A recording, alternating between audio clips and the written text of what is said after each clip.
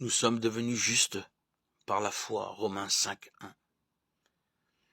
Il peut nous arriver de dire presque à la légère, c'est la foi qui sauve, sans réaliser la portée du propos. Car là, il y a une affirmation théologique majeure qui fut, au début du christianisme, l'objet d'âpres discussions. On en a l'écho dans plusieurs lettres de saint Paul, en particulier dans la lettre aux Romains. Nous qui sommes donc devenus justes par la foi, sous-entendu, et non par les œuvres que nous avons accomplies au nom de la loi. C'est une allusion directe à Abraham. Pour en comprendre la portée dans la lettre aux Romains, il faut connaître le contexte. Les disciples de Jésus étaient tous juifs, mais très vite, à l'écoute de la prédication apostolique des non-juifs, demandèrent le baptême. C'est alors que des juifs devenus chrétiens posèrent la question, est-il normal que des non-juifs accèdent directement au baptême? Ou bien plutôt, ne devait-il pas d'abord être intégré au peuple juif par la circoncision et toutes les pratiques de la loi juive?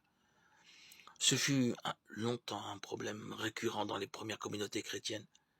Qui peut se réclamer d'Abraham? Uniquement ses descendants, et donc les Juifs?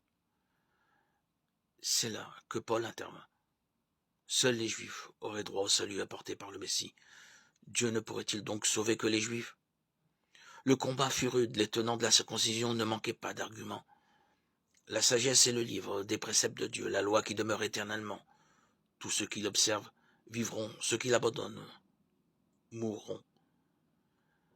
On accusa donc Paul de démagogie emporté par son souci missionnaire.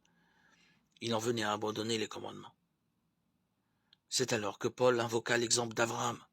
Certes, le patriarche avait reçu le commandement de la circoncision, Genèse 17.